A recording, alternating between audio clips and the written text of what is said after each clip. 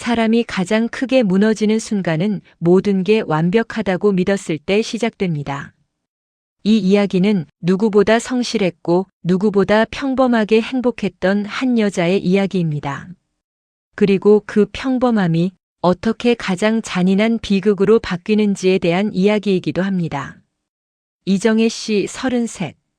서울 외곽의 한 중소도시에서 태어나 평생을 단 한 번도 부모님을 실망시킨 적 없는 딸이었습니다.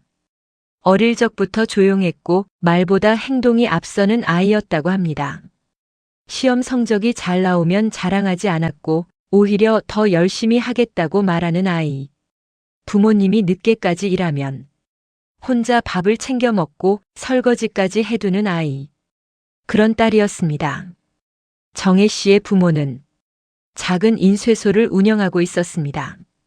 새벽 6시면 문을 열고 밤 10시가 넘어서야 불을 끄는 살. 손에 잉크가 묻지 않는 날이 없었고 계산기보다 외상장부를 더 자주 들여다보던 삶이었습니다. 그런 부모에게 정혜 씨는 반드시 지켜야 할 이유였습니다. 우리 딸만은 우리처럼 살게 하면 안 된다. 그 말은 단순한 바람이 아니라 부모의 전부였습니다. 정혜 씨는 그 기대를 단 한 번도 어기지 않았습니다. 학창 시절 내내 상위권을 유지했고 대학 역시 장학금을 받으며 졸업했습니다. 그리고 졸업과 동시에 대기업 계열 금융사에 취직하게 됩니다. 입사 첫날 정혜 씨는 부모님에게 이렇게 말했습니다. 이제 조금은 편하게 사셔도 돼요. 그 말 한마디에 어머니는 그날 밤 혼자 울었다고 합니다. 그리고 그때 정혜 씨 인생에 한 사람이 더 들어옵니다. 박준석. 같은 대학에서 만난 남자였습니다. 처음에는 특별할 것 없는 인연이었습니다. 도서관에서 몇 번 마주치고 같은 수업을 듣고 시험 기간에 서로 자료를 공유하던 사이. 그렇게 시작된 관계였습니다. 하지만 그 관계는 어느 순간부터 자연스럽게 이어졌습니다. 연락이 끊기지 않았고 함께 있는 시간이 늘어났고 어느새 서로의 하루를 공유하는 사이가 되었습니다. 그리고 그렇게 8년이라는 시간이 흘렀습니다. 누군가는 말합니다. 8년이면 너무 긴 거 아니냐? 하지만 두 사람에게 그 시간은 확신을 만드는 시간이었습니다. 서로의 가장 힘든 모습도 알고 있었고 가장 초라한 순간도 함께 겪었으며 무엇보다 이 사람과는 헤어지지 않겠다. 그 확신이 있었습니다. 결혼 이야기가 나온 건 아주 자연스러운 일이었습니다. 어느 날 준석 씨가 정혜 씨의 부모님을 찾아왔습니다. 정장을 입고 두 손을 무릎 위에 올리고 앉은 채 한참을 말을 꺼내지 못하다가 이렇게 말했습니다. 정혜 씨와 결혼하고 싶습니다. 짧은 말이었지만 그 안에는 오랜 시간의 무게가 담겨 있었습니다. 그리고 이어서 했던 말. 평생 책임지겠습니다. 그 말은 그날 그 자리에 있던 모든 사람에게 깊이 남았습니다. 정혜 씨의 아버지는 한참 동안 아무 말도 하지 않다가 고개를 한번 끄덕였습니다. 그날 이후 모든 것이 빠르게 진행되었습니다. 결혼식은 크지 않았지만 따뜻했습니다. 하얀 드레스를 입은 정혜 씨, 그리고 긴장한 표정으로 서 있는 준석 씨. 주례의 말보다 더 또렷하게 기억에 남은 건 단 하나의 문장이었습니다. 아플 때나 힘들 때나 평생 함께 하시겠습니까? 그리고 그 질문에 준석 씨는 망설임 없이 답했습니다. 네, 함께 하겠습니다. 그날 누구도 의심하지 않았습니다. 이 결혼이 문제가 생길 거라고는. 결혼 후 두 사람의 삶은 안정적이었습니다. 정혜 씨는 금융사에서 꾸준히 인정받았고 준석 씨 역시 연구원으로 자리를 잡았습니다. 맞벌이 부부였지만 갈등은 거의 없었습니다. 오히려 서로를 배려하는 방식이 익숙한 사람들이었습니다. 퇴근 후 함께 장을 보고 주말에는 부모님을 찾아가고 명절에는 양가를 번갈아 방문하는 그야말로 교과서 같은 부부였습니다. 그리고 결혼 2년째 되던 해, 두 사람은 아이를 계획합니다. 이제는 괜찮지 않을까? 그 말은 미래를 준비하는 사람들의 조심스러운 기대였습니다. 그리고 몇 달 뒤, 정혜 씨는 병원에서 한 장의 종이를 받게 됩니다. 임신 확인서. 그날 정혜 씨는 병원 복도에서 한참을 서 있었습니다. 믿기지 않는다는 표정으로 그 종이를 몇 번이고 다시 확인했습니다. 그리고 가장 먼저 전화를 건 사람은 남편이 아니라 어머니였습니다. 엄마나. 그 말 하나에 어머니는 바로 알아차렸습니다. 정희야, 진짜야? 전화기 너머로 울음이 섞였습니다. 그날 저녁 가족들은 모두 모였습니다. 작은 집 안에 웃음이 끊이지 않았고 밥상 위에는 음식이 넘쳤습니다. 아버지는 괜히 술잔을 들었다 놨다 반복했고 어머니는 정혜 씨의 손을 계속 잡고 있었습니다. 이제 너도 엄마 되는 거야. 그 말에 정혜 씨는 웃었지만 눈은 이미 젖어 있었습니다. 그날은 그 가족에게 있어 가장 행복한 날 중 하나였습니다. 그리고 그 행복은 점점 더 커져갔습니다. 정혜 씨는 산부인과에서도 특별 관리를 받았습니다. 시설이 좋은 병원이었고 담당 의사도 경험이 많은 사람이었습니다. 검진을 받을 때마다 같은 말을 들었습니다. 아주 건강합니다. 문제 없습니다. 걱정 안 하셔도 됩니다. 그 말들은 안심이 되었고 확신이 되었습니다. 부모도 남편도 그리고 정혜 씨 자신도 모두 같은 생각을 하고 있었습니다. 이건 문제없이 지나갈 거야. 출산 예정일이 가까워질수록 집안은 더 분주해졌습니다. 아기 옷을 고르고 유모차를 사고 방을 정리하고 모든 것이 기대와 설렘으로 채워졌습니다. 정혜 씨는 배를 쓰다듬으며 말했습니다. 엄마가 잘 해볼게. 그 말은 누구보다 진심이었습니다. 그리고 그때까지 아무도 몰랐습니다. 이 모든 준비가 어떤 결말을 향하고 있는지 그날이 오기 전까지는 모두가 확신하고 있었습니다. 이 이야기는 끝까지 행복할 거라고. 하지만 그 확신은 단 한 번의 순간으로 완전히 무너집니다. 사람의 인생이 완전히 바뀌는 데는 단 17분이면 충분합니다. 그날은 누구에게나 한 번쯤 찾아오는 그저 평범한 출산의 날이었습니다. 이정혜 씨의 출산 예정일. 아침부터 병원은 분주했지만 정혜 씨의 표정은 오히려 차분했습니다. 긴장 안 돼요? 간호사의 질문에 정혜 씨는 작게 웃으며 말했습니다. 조금요, 그래도 괜찮을 것 같아요. 그 말은 스스로를 안심시키는 말이기도 했고 주변 사람들을 위한 배려이기도 했습니다. 남편 박준석 씨는 병원 복도를 몇 번이나 왔다 갔다 하고 있었습니다. 손은 가만히 두지 못했고 휴대폰을 계속 켰다 껐다 반복했습니다.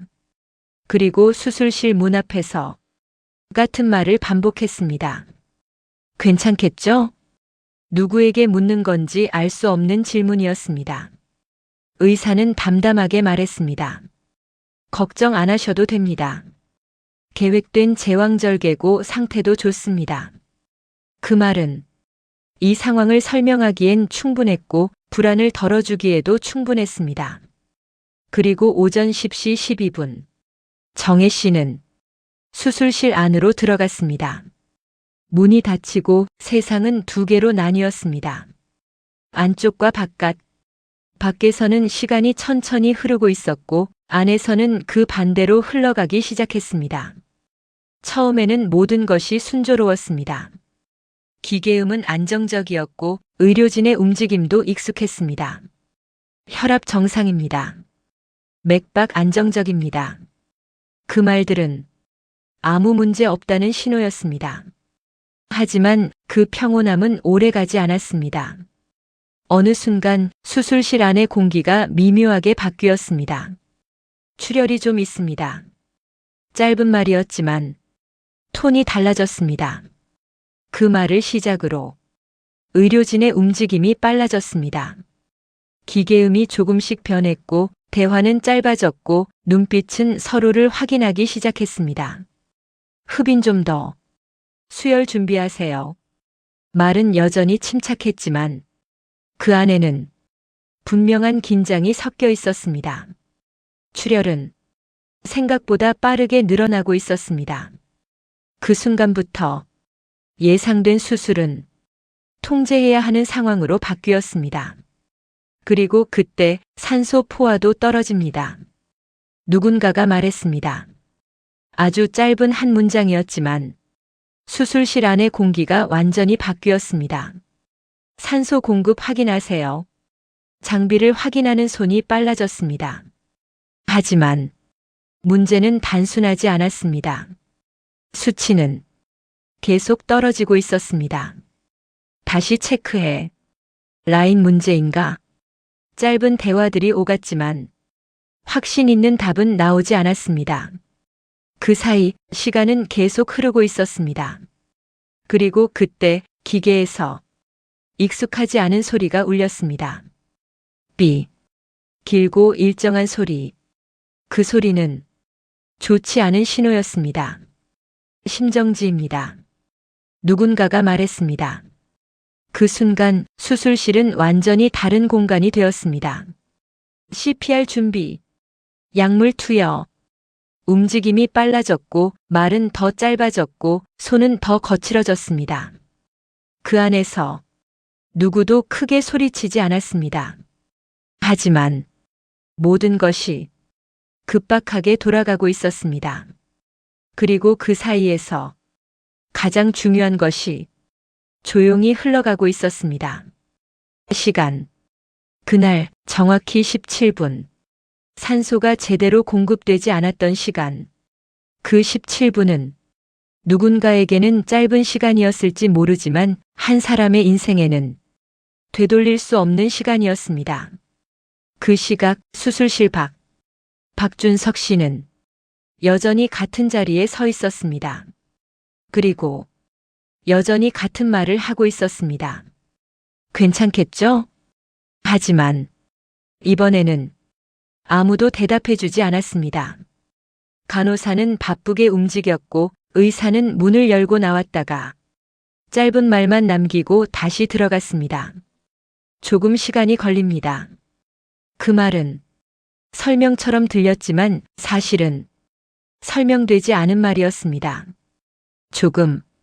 그 단어 안에는 얼마나 많은 의미가 들어 있었는지 그때는 아무도 몰랐습니다. 시간이 얼마나 흘렀을까? 수술실 문이 다시 열렸습니다. 그리고 아기가 먼저 나왔습니다. 울음소리는 분명했고 건강해 보였습니다. 아기는 괜찮습니다. 그 말에 준석 씨는 안도의 숨을 내쉬었습니다. 하지만 그 다음 말을 기다리게 됩니다. 산모는 그 뒤의 말은 잠시 멈췄습니다. 그리고 이어진 말. 회복을 지켜봐야 합니다. 그날 누구도 그 말의 의미를 정확히 이해하지 못했습니다. 정혜 씨는 중환자실로 옮겨졌습니다. 의식은 없었고 기계에 의존한 채 숨을 쉬고 있었습니다. 의사는 설명했습니다. 수술 중에 상황이 조금 있었습니다. 현재는 안정화 중입니다. 조금 상황이 있었다. 그 말들은 구체적인 것 같으면서도 아무것도 설명하지 않았습니다. 남편은 고개를 끄덕였고 부모는 믿으려 했습니다. 괜찮아질 겁니다. 그 말은 누가 한 말인지 모를 정도로 여러 번 반복되었습니다.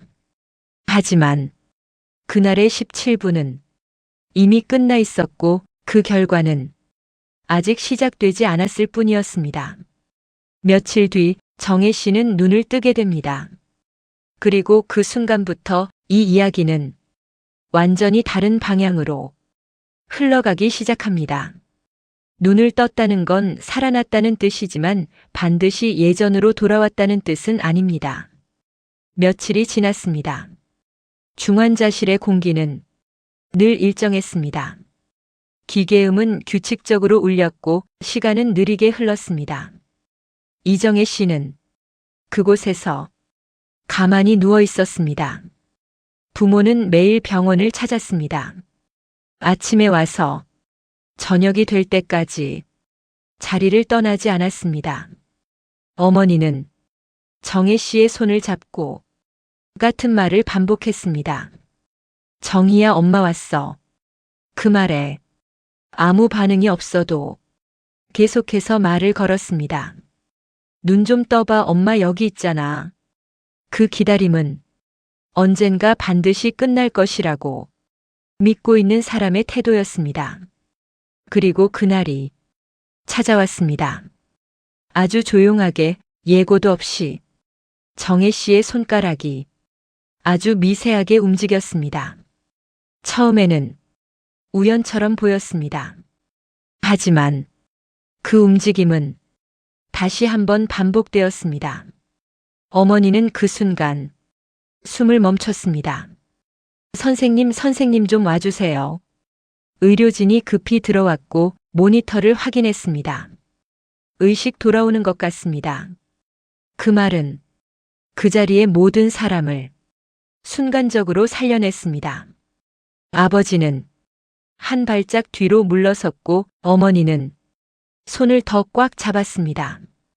그리고 정혜 씨의 눈이 천천히 열렸습니다.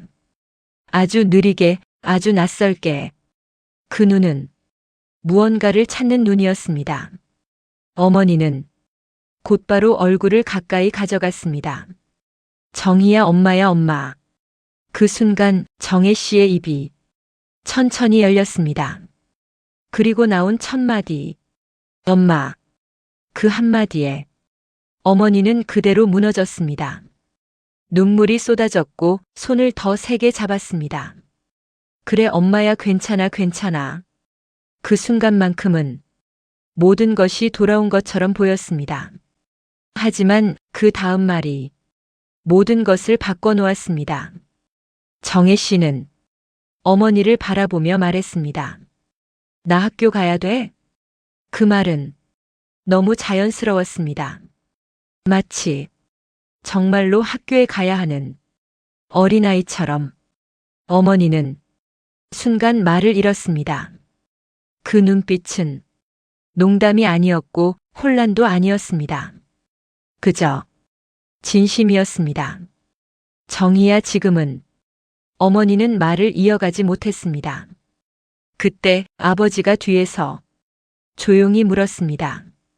지금 몇 살인 줄 알아? 정혜 씨는 잠시 생각하더니 고개를 갸웃했습니다. 몰라.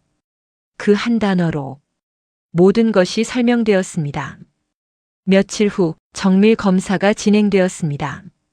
그리고 의사는 조심스럽게 말을 꺼냈습니다. 뇌 손상이 확인됐습니다. 인지 기능이 많이 떨어진 상태입니다. 어느 정도인가요? 그 질문에 의사는 잠시 말을 멈췄다가 이렇게 말했습니다. 대략 6세에서 7세 수준입니다. 그 말은 단순한 설명이 아니었습니다. 한 사람의 인생이 되돌릴 수 없는 방향으로 바뀌었다는 선언이었습니다. 정혜 씨는 점점 더 많은 말을 하기 시작했습니다. 하지만 그 말들은 예전의 정혜 씨가 아니었습니다. 간호사를 보고 이렇게 묻기도 했습니다. 선생님, 나 언제 집 가요? 밥을 먹다가 숟가락을 떨어뜨리고는 눈치를 보며 말했습니다. 혼나? 그리고 어느 날 아기를 처음 마주하게 됩니다. 작고 따뜻한 자신이 낳은 아이. 간호사가 조심스럽게 아이를 안겨주었습니다. 엄마예요. 그 말에 정혜 씨는 아이를 한참 바라봤습니다. 그리고 말했습니다. 이야기 누구야? 그 순간 그 방 안에 있던 모든 사람이 말을 잃었습니다. 어머니는 그 자리에 주저앉았고 아버지는 고개를 돌렸습니다. 그리고 남편 박준석 씨는 그 자리에 서 있었습니다. 아무 말도 하지 못한 채. 며칠 뒤 정혜 씨는 거울을 보게 됩니다. 자신의 얼굴을 한참 동안 바라보다가 천천히 손을 들어 볼을 만졌습니다. 그리고 말했습니다. 이 사람 나야? 그 질문은 너무 조용했지만 너무 잔인했습니다. 그날 밤 정혜 씨는 혼자 울었습니다. 이유를 정확히 알지는 못했지만 그냥 눈물이 났습니다. 그리고 그 모습을 문 밖에서 어머니가 지켜보고 있었습니다. 소리를 내지 못하고 입을 틀어막은 채 무너지고 있었습니다. 그날 이후 모든 것이 달라졌습니다.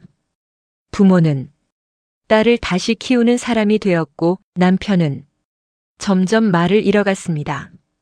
처음에는 자주 병원을 찾았습니다. 하지만 그 횟수는 조금씩 줄어들었습니다. 머무는 시간도 짧아졌고 눈을 마주치는 시간도 줄어들었습니다. 그는 충격을 받은 사람이었습니다.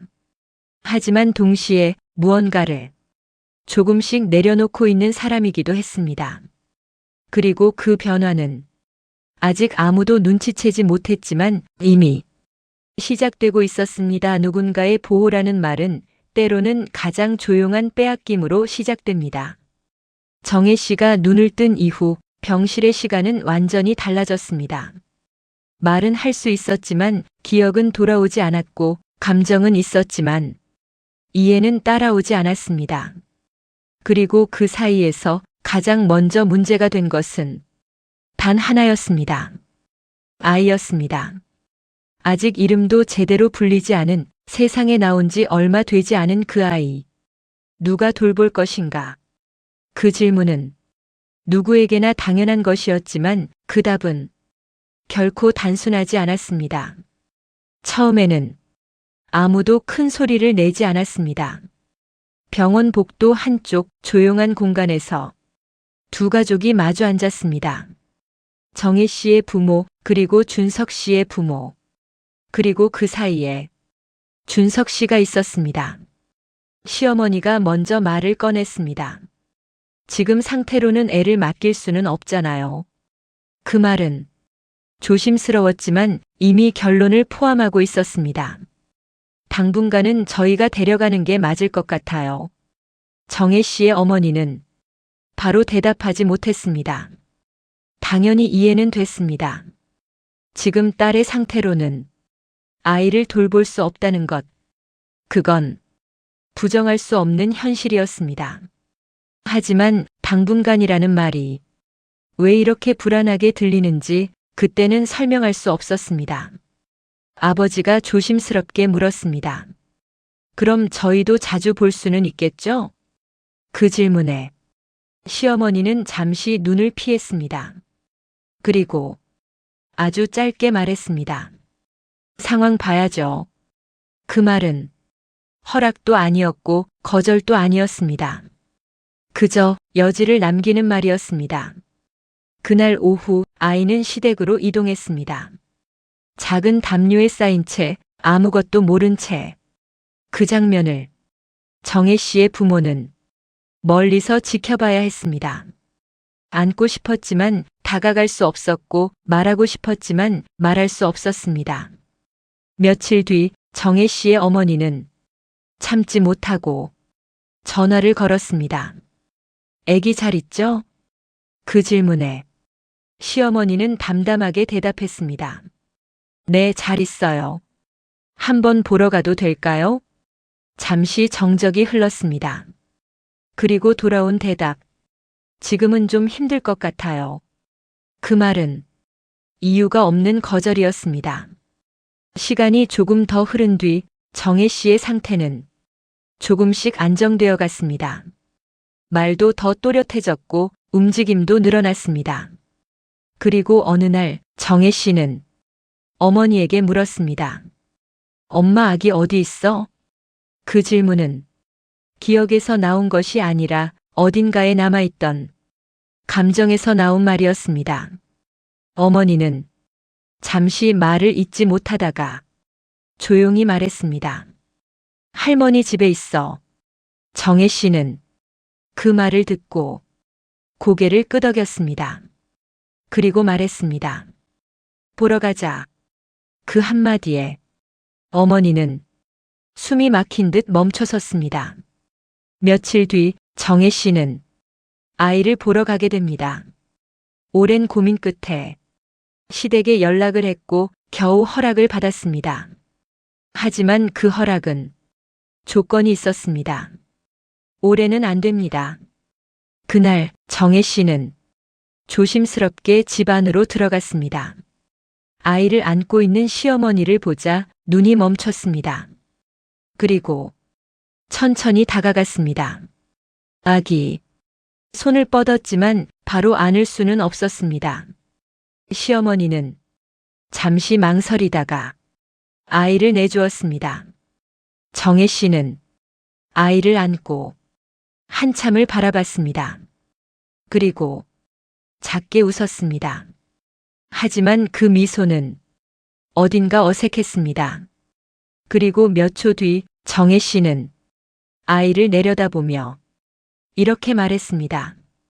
얘 누구야?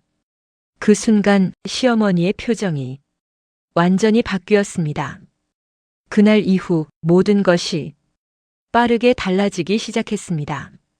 시어머니는 더 단호해졌고 말은 더 짧아졌습니다.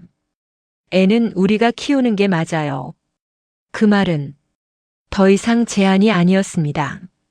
결정이었습니다. 그리고 그 결정에 준석 씨도 고개를 끄덕였습니다. 정혜 씨의 부모는 그 순간을 잊지 못합니다. 말을 해야 했지만 하지 못했고 막아야 했지만 막지 못했습니다. 그날 이후 아이를 보는 것은 허락이 필요한 일이 되었고 그 허락은 점점 더 어려워졌습니다. 어느 날부터는 지금은 안 됩니다. 애가 혼란스러워합니다. 자꾸 오시는 건 좋지 않아요. 그 말들이 반복되기 시작했습니다. 그리고 결국 문장은 이렇게 바뀌었습니다. 이제 오지 마세요. 그 순간부터 정혜 씨의 가족은 아이를 볼 수 없는 가족이 되었습니다. 하지만 문제는 단순히 아이를 못 보는 것이 아니었습니다. 그 아이가 누구의 아이인가, 그리고 누가 결정할 수 있는가, 그 문제는 이제 막 시작되고 있었습니다. 그리고 그 중심에는 점점 더 멀어지고 있는 한 사람이 있었습니다. 사람은 어느 날 갑자기 떠나는 게 아니라 아주 천천히 아무도 눈치채지 못하는 사이에 멀어집니다. 처음에는 그저 이해하려고 했습니다. 정혜 씨의 남편 박준석 씨는 분명히 충격을 받은 사람이었습니다. 사랑하던 아내가 하루아침에 다른 사람이 되어버렸고 자신의 아이는 품에 안지도 못한 채 다른 집으로 가버렸습니다. 그 상황에서 평소처럼 행동하는 것이 오히려 이상한 일이었습니다. 그래서 모두가 그를 이해하려 했습니다. 힘들겠지. 시간이 필요할 거야. 그 말들은 그를 향한 배려였고 동시에 그 변화를 설명하려는 이유이기도 했습니다. 처음 몇 주 동안 준석 씨는 병원을 자주 찾았습니다. 출근 전 잠깐 들르기도 했고 퇴근 후 늦은 시간에 오기도 했습니다. 병실 문 앞에서 한번 숨을 고르고 들어와 조용히 의자에 앉아 정혜 씨를 바라봤습니다. 말은 많지 않았지만 그 자리는 분명히 지키고 있었습니다. 하지만 그 방문 횟수는 조금씩 줄어들기 시작했습니다. 처음에는 하루에 한 번이던 것이 이틀에 한 번이 되었고 어느 순간부터는 일주일에 한두 번으로 바뀌었습니다. 그 변화는 너무 느렸기 때문에 처음에는 아무도 이상하게 생각하지 않았습니다. 정혜 씨는 그 변화를 정확히 이해하지 못했습니다. 하지만 느끼고는 있었습니다. 병실 문이 열릴 때마다 고개를 돌렸고 누군가 들어올 때마다 눈을 크게 떴습니다. 그리고 준석 씨가 아닐 때면 다시 고개를 돌렸습니다. 어느 날 정혜 씨는 어머니에게 물었습니다. 준석 오빠 언제 와? 그 질문은 어색하지 않았습니다. 그녀의 기억 속에서 남편은 여전히 오빠였고 그 관계는 그대로 남아 있었습니다. 어머니는 잠시 말을 고르다가 말했습니다. 일하느라 바빠. 그 말은 설명이었지만 사실은 설명이 되지 않는 말이었습니다. 그날 밤 정혜 씨는 혼잣말처럼 중얼거렸습니다. 오빠 보고 싶다. 그 말은 누구에게 들려주려는 말이 아니라 그냥 자신에게서 흘러나온 말이었습니다. 며칠 뒤 정혜 씨는 간호사에게 부탁을 했습니다. 전화할 수 있어요? 간호사는 조심스럽게 휴대폰을 건넸습니다. 정혜 씨는 한참을 번호를 보다가 겨우 전화를 걸었습니다. 신호음이 울렸습니다. 한 번, 두 번, 세 번. 하지만 전화는 연결되지 않았습니다. 잠시 후 문자가 도착했습니다. 회사 바빠. 나중에 연락할게. 그 짧은 문장은 그날의 전부였습니다. 정혜 씨는 그 문자를 읽고 아무 말도 하지 않았습니다. 그저 휴대폰을 내려놓고 한참 동안 아무것도 하지 않았습니다. 그날 이후 전화는 점점 줄어들었고 문자만 남기게 되었습니다. 오늘은 못 가. 회의 있어. 늦어. 그 말들은 틀린 말은 아니었습니다. 하지만 그 안에는 더 이상 가야 한다는 의지가 담겨 있지 않았습니다. 병실에서의 시간은 점점 더 조용해졌습니다. 그리고 그 조용함 속에서 정혜 씨는 같은 말을 반복하기 시작했습니다. 오빠 언제 와? 그 질문은 점점 더 자주 나오게 되었고 어머니는 그때마다 같은 대답을 해야 했습니다. 바빠. 하지만 어느 순간부터 그 말조차 하기 어려워졌습니다. 병원에서는 또 다른 변화가 시작되고 있었습니다. 병원비. 처음에는 문제가 없었습니다. 보험이 있었고 남편이 처리를 하고 있었기 때문입니다. 하지만 어느 날 간호사가 조심스럽게 말을 꺼냈습니다. 보호자분 일부 금액이 미납된 상태입니다. 어머니는 그 말을 이해하지 못했습니다. 미납이요? 네, 일부 비용이 아직 처리되지 않았습니다. 그 말은 작은 문제처럼 들렸지만 그 뒤에는 분명한 변화가 있었습니다. 어머니는 준석 씨에게 전화를 걸었습니다. 병원비 아직 안 된 게 있다는데. 잠시 정적이 흐른 뒤 짧은 대답이 돌아왔습니다. 아, 그거 조금 늦어질 것 같아요. 그 말은 설명이 아니라 회피였습니다. 결국 정혜 씨의 부모가 그 비용을 대신 처리하게 됩니다. 작은 금액이 아니었지만 그보다 더 크게 느껴졌던 것은 그 변화였습니다. 처음에는 이해하려 했고 그 다음에는 참으려 했고 그 다음에는 믿으려 했습니다. 하지만 이제는 그 무엇으로도 설명되지 않는 순간이 오고 있었습니다. 정혜 씨는 여전히 같은 말을 했습니다. 오빠 언제 와? 하지만 그 질문에 대한 답은 점점 더 멀어지고 있었습니다. 그리고 그 변화는 이제 단순한 거리가 아니라 다른 선택으로 이어지기 시작합니다.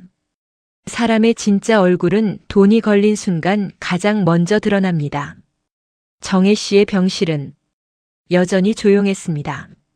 하지만 그 조용한 밖에서는 전혀 다른 이야기가 서서히 시작되고 있었습니다. 그 중심에는 하나의 단어가 있었습니다. 보상. 출산 당시 발생한 사고. 그 사고는 단순한 불운으로 끝날 수도 있었지만 누군가에게는 책임을 물을 수 있는 사건이었습니다. 정혜 씨의 부모는 처음에는 이 문제를 크게 생각하지 않았습니다. 딸이 살아있는 것만으로도 버거운 상황이었기 때문입니다. 하지만 주변의 권유로 의료소송을 검토하게 됩니다. 이건 그냥 넘어갈 일이 아닙니다. 변호사의 말은 단호했습니다. 명백한 과실이 있을 가능성이 있습니다. 그 말은 희망처럼 들렸습니다. 억울함을 풀 수 있다는 희망, 그리고 앞으로의 치료비를 조금이라도 감당할 수 있다는 가능성. 그렇게 소송이 시작되었습니다. 그리고 그때부터 그동안 보이지 않던 것들이 하나씩 드러나기 시작합니다. 어느 날 준석 씨가 조용히 병원을 찾아왔습니다. 예전처럼 오래 머무르지 않았고 표정도 어딘가 굳어 있었습니다. 그리고 어머니를 따로 불렀습니다. 어머님, 잠깐 말씀 좀 드려도 될까요?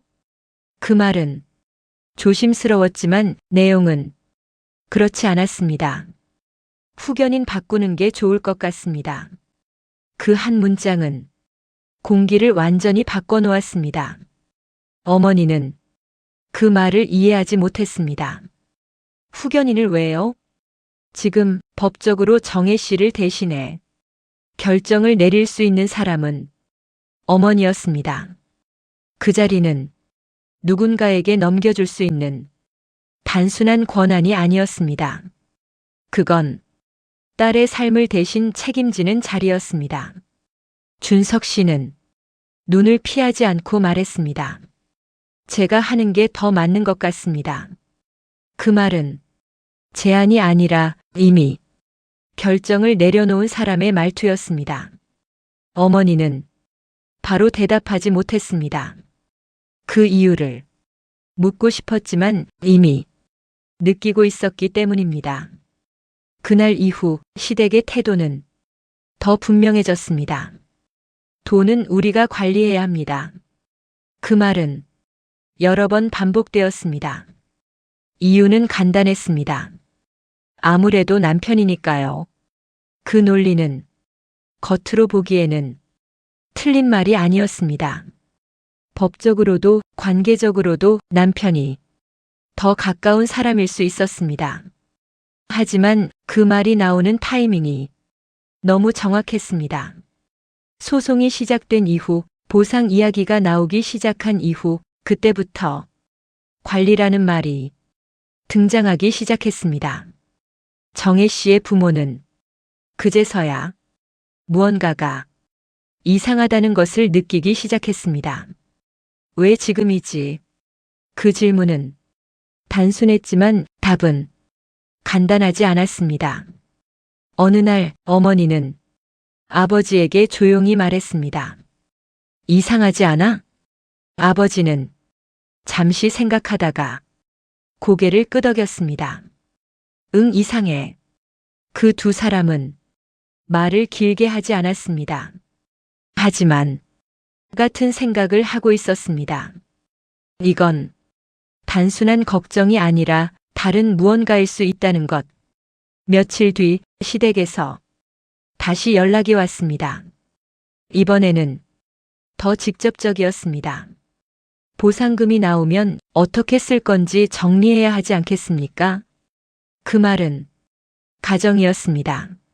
아직 아무것도 확정되지 않았지만 이미 나온다는 전제로 이야기가 진행되고 있었습니다. 어머니는 그 말을 듣고 잠시 말을 멈췄습니다. 그리고 천천히 대답했습니다. 그건 우리 딸을 위해 쓰는 거죠.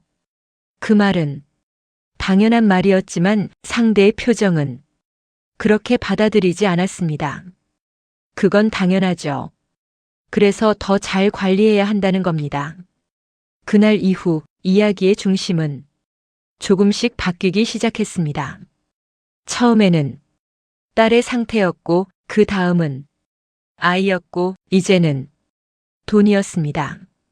그리고 그 돈은 사람들의 태도를 조금씩 하지만 분명하게 바꿔놓고 있었습니다. 정혜 씨는 여전히 병실 안에 있었습니다. 같은 질문을 하고 같은 하루를 보내고 같은 사람을 기다리고 있었습니다. 하지만 그 밖에서는 그녀의 이름으로 전혀 다른 싸움이 시작되고 있었습니다.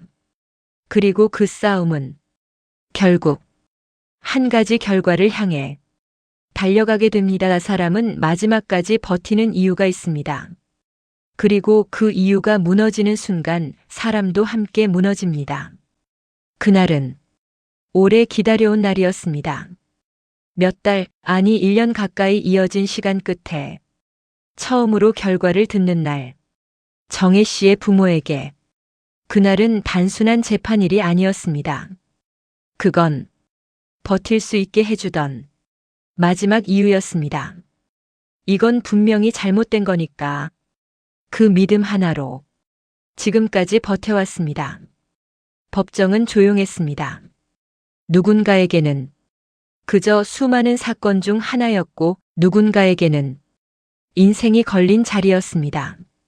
정혜 씨의 어머니는 손을 꽉 쥔 채 앉아 있었습니다. 아버지는 아무 말도 하지 않고 앞만 보고 있었습니다. 그리고 변호사는 차분한 표정으로 서류를 넘기고 있었습니다.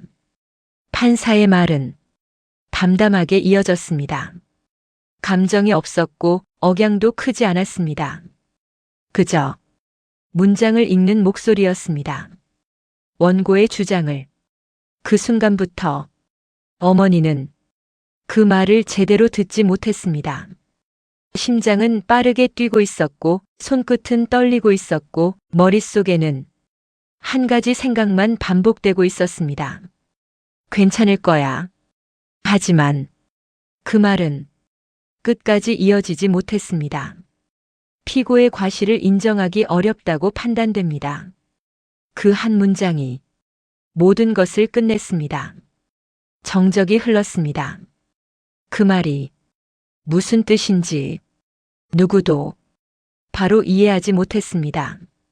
어머니는 옆에 앉아 있는 변호사를 천천히 바라봤습니다. 그리고 물었습니다. 이게 무슨 말이에요? 변호사는 잠시 말을 멈췄다가 조용히 대답했습니다. 과실 입증이 부족하다고 판단된 겁니다. 그 설명은 정확했지만 아무것도 이해되지 않았습니다. 그럼 아무 잘못이 없다는 거예요? 그 질문에 변호사는 바로 대답하지 못했습니다. 법적으로는 그렇게 판단된 겁니다. 법적으로. 그 단어는 너무 차가웠습니다.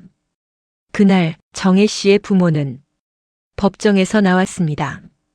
사람들은 각자의 사건을 가지고 바쁘게 움직이고 있었고 그들만 그 자리에 멈춰 서 있었습니다. 어머니는 아무 말도 하지 않았습니다.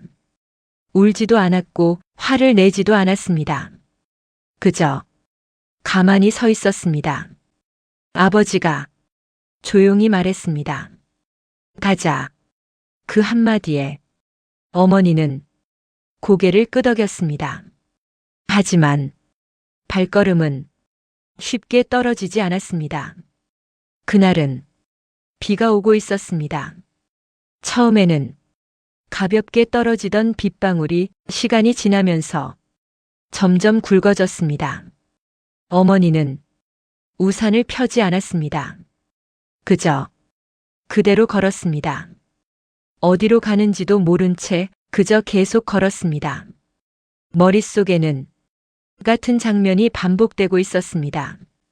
수술실, 병실, 정혜 씨의 얼굴, 그리고 법정에서 들었던 그 한 문장, 과실 입증 부족. 그 말은 단순한 판결이 아니었습니다. 그건 이 일은 누구의 잘못도 아닙니다. 라는 말과 같았습니다.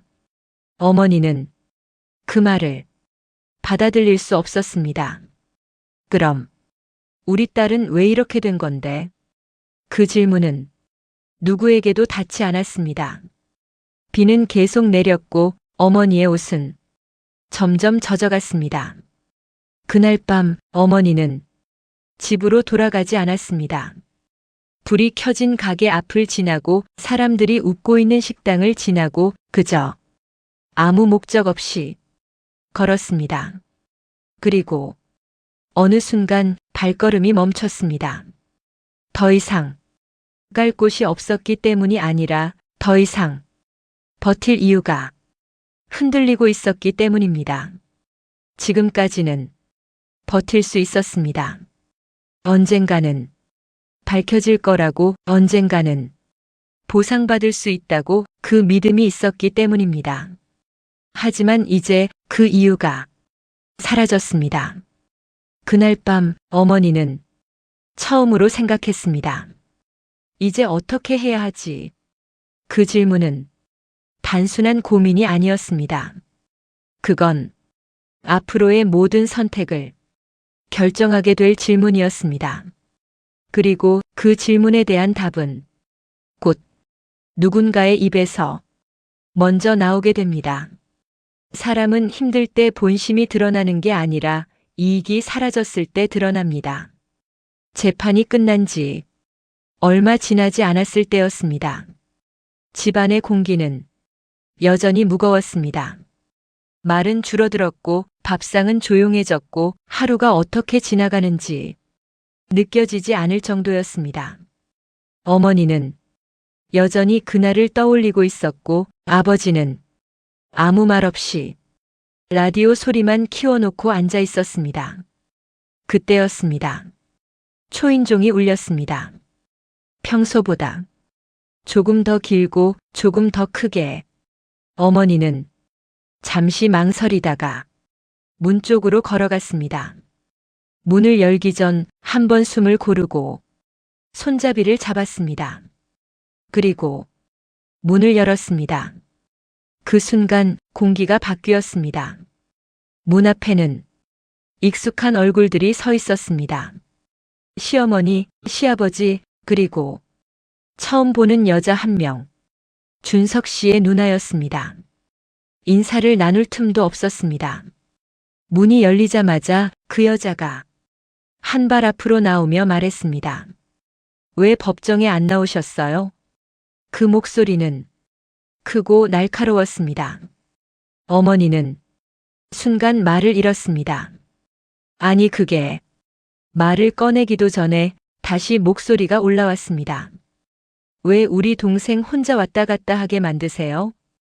그 말은 질문이 아니라 비난이었습니다. 어머니는 아무 말도 하지 못했습니다. 그저 문 앞에 서서 그 말을 듣고 있을 수밖에 없었습니다. 지금 상황이 어떤 상황인지 아세요? 우리도 사람입니다. 우리 아들 인생도 생각해야죠. 그 말들은 하나씩 차례대로 쏟아져 나왔습니다. 그 순간 어머니의 귀에는 단 하나의 단어만 계속 맴돌고 있었습니다. 우리 아들. 그 말에는 정혜 씨는 없었습니다. 딸은 빠져 있었고 그저 우리 쪽과 당신들 쪽만 남아 있었습니다. 그때 시어머니가 조용히 말을 꺼냈습니다. 이혼시키세요. 그 말은 조용했지만 그 어떤 말보다 무겁게 떨어졌습니다. 어머니는 그 자리에 그대로 굳어버렸습니다. 지금 이 상태로 계속 가는 게 맞습니까? 서로를 위해서라도 정리하는 게 맞죠. 서로를 위해서. 그 말은 너무 쉽게 나왔습니다. 어머니는 겨우 입을 열었습니다. 우리 딸은요? 그 질문은 작았지만 그 안에는 모든 것이 담겨 있었습니다. 하지만 돌아온 대답은 더 차가웠습니다. 솔직히 말씀드릴게요. 이 상태로는 같이 못 삽니다. 그 말은 이미 결론이 내려진 사람의 말이었습니다. 그리고 이어진 말. 보상금도 없는데 굳이 유지할 이유가 있습니까?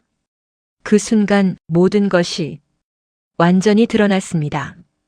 그동안 숨겨져 있던 것들, 말하지 않았던 것들, 그리고 겉으로는 보이지 않았던 의도들까지. 어머니는 그 말을 듣고 처음으로 눈을 들어 상대를 바라봤습니다. 그리고 말했습니다. 그럼 우리 딸은요? 그 질문은 조금 더 또렷해졌습니다. 우리 딸은 죽어야 합니까? 그 순간 공기가 완전히 멈췄습니다. 하지만 돌아온 대답은 더 이상 망설임이 없었습니다. 그건 어쩔 수 없는 거죠.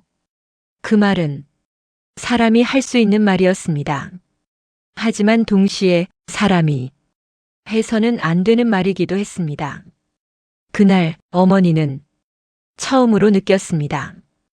이 싸움은 더 이상 이해로 풀 수 있는 문제가 아니라는 것을. 그날 이후 관계는 완전히 끊어졌습니다. 찾아오던 발걸음도 전화도 모든 것이 사라졌습니다. 하지만 문제는 끝난 것이 아니었습니다. 오히려 이제부터 시작이었습니다. 그리고 그 시작은 한 사람의 선택으로 더 명확해지게 됩니다. 사람은 때로 가장 비참한 모습으로 가장 잔인한 선택을 부탁합니다. 그날 이후 모든 연락은 끊긴 것처럼 보였습니다. 시댁은 더 이상 찾아오지 않았고 전화도 오지 않았고 집은 다시 조용해졌습니다. 하지만 그 조용함은 평온이 아니라 폭풍이 지나간 뒤 남은 잔해 같은 것이었습니다. 그리고 며칠 뒤 박준석 씨가 혼자 찾아왔습니다. 예고도 없이 전화도 없이 그저 문 앞에 서 있었습니다. 어머니는 그를 보자마자 잠시 멈췄습니다. 그 얼굴은 예전과 달라져 있었습니다. 수척해져 있었고 눈빛은 어딘가 흐려져 있었습니다. 어머님, 그가 먼저 입을 열었습니다. 목소리는 낮았고 조심스러웠습니다. 잠깐 말씀 좀 드릴 수 있을까요? 어머니는 한참을 그를 바라보다가 문을 열어주었습니다. 집안은 여전히 조용했습니다. 아버지는 말없이 자리를 비켜주었고 어머니는 마주 앉았습니다. 잠시 침묵이 흘렀습니다. 누구도 먼저 말을 꺼내지 않았습니다. 그리고 결국 준석 씨가 고개를 숙인 채 말했습니다. 이혼해야 할 것 같습니다. 그 말은 이미 결정된 문장이었습니다. 어머니는 그 말을 듣고도 바로 반응하지 않았습니다. 그저 가만히 앉아 그를 바라봤습니다. 준석 씨는 다시 말을 이어갔습니다. 지금 상태로는 서로에게 도움이 안 됩니다. 이게 서로를 위한 겁니다. 그 말은 익숙한 표현이었습니다. 이미 누군가가 며칠 전 같은 말을 했기 때문입니다. 하지만 이번에는 다른 말이 이어졌습니다. 이혼을 하면 지원금을 받을 수 있습니다. 그 말은 조금 더 직접적이었고 조금 더 솔직했습니다. 지금 상태로는 제가 받을 수 있는 것도 없고 정의도 더 지원을 받을 수 있습니다. 그 말은 논리처럼 들렸지만 그 안에는 분명한 계산이 들어 있었습니다. 어머니는 그 말을 듣고 천천히 물었습니다. 그래서요? 그 질문은 짧았지만 모든 것을 묻고 있었습니다. 준석 씨는 그 질문 앞에서 잠시 말을 멈췄습니다. 그리고 그 자리에서 무릎을 꿇었습니다. 아무도 예상하지 못한 행동이었습니다. 부탁드립니다. 그는 고개를 숙인 채 말했습니다. 이혼 허락해 주세요. 그 목소리는 떨리고 있었습니다. 그 모습은 분명히 비참해 보였습니다. 하지만 동시에 그 말은 너무 명확했습니다. 저도 살아야 합니다. 그 한 문장은 그가 지금 어디에 서 있는지를 완전히 보여주고 있었습니다. 어머니는 그 모습을 한참 동안 바라봤습니다. 그리고 조용히 말했습니다. 우리 딸은요? 그 질문은 다시 한번 같은 자리로 돌아왔습니다. 준석 씨는 대답하지 못했습니다. 그저 고개를 더 숙인 채 아무 말도 하지 않았습니다. 며칠 뒤 정혜 씨에게 그 이야기가 전달됩니다. 어머니는 조심스럽게 물었습니다. 정희야, 이혼할래? 그 질문은 부드러웠지만 그 안에는 너무 많은 의미가 담겨 있었습니다. 정혜 씨는 잠시 생각했습니다. 그리고 고개를 저었습니다. 싫어. 그 대답은 짧았지만 단호했습니다. 어머니는 다시 물었습니다. 정말 싫어? 정혜 씨는 이번에는 조금 더 크게 말했습니다. 나 결혼 안 깨. 그 말은 아이처럼 들렸지만 그 어떤 말보다 분명한 의사였습니다. 그 이후로도 같은 질문이 여러 번 반복되었습니다. 하지만 대답은 항상 같았습니다. 싫어. 안 해. 나 결혼 안 깨. 그 말은 논리가 아니었고 설명도 아니었지만 그 자체로 결정이었습니다. 문제는 그 결정이 쉽게 받아들여지지 않는다는 것이었습니다. 정혜 씨는 법적으로는 성인이었지만 현실적으로는 스스로 모든 판단을 완전히 할 수 없는 상태였습니다. 그리고 그 사이에서 누군가는 결정을 대신하려 했고 누군가는 그 결정을 지키려 했습니다. 그 충돌은 이제 피할 수 없는 단계로 들어가고 있었습니다. 그리고 그 끝에는 어느 쪽도 완전히 이길 수 없는 선택이 기다리고 있었습니다. 모든 이야기가 끝난 뒤에도 사람은 계속 살아야 합니다. 어떤 선택은 그 순간 끝나는 것이 아니라 그 이후의 삶 전체를 바꿔버립니다. 박준석 씨는 그날 이후로 더 이상 찾아오지 않았습니다.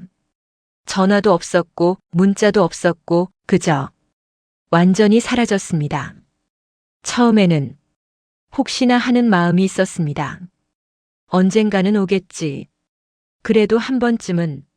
하지만 그 기다림은 점점 짧아졌고 결국 아무 말도 하지 않게 되었습니다. 정혜 씨는 그 변화를 정확히 이해하지는 못했습니다. 하지만 느끼고는 있었습니다. 오빠 안 와? 그 질문은 처음보다 더 자주 나왔고 그만큼 더 대답하기 어려워졌습니다. 어머니는 이제 대답을 바꿨습니다. 멀리 갔어. 그 말은 거짓이 아니었지만 진실도 아니었습니다. 시간은 계속 흘러갔습니다. 계절이 바뀌고 공기가 달라지고 사람들의 일상은 조금씩 변해갔습니다. 하지만 변하지 않는 것도 있었습니다. 정혜 씨는 매일 같은 말을 했습니다.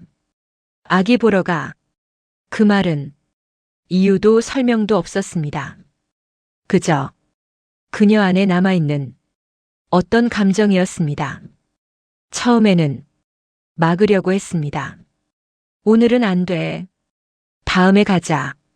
하지만 그 말은 금방 잊혀졌습니다. 그리고 다시 말했습니다. 아기 보러 가. 결국 어머니는 그 말을 막지 않게 됩니다. 어느 날 두 사람은 유치원 앞에 서 있었습니다. 아이들이 하나둘씩 뛰어나오고 있었고 선생님이 이름을 부르면 작은 손들이 흔들렸습니다.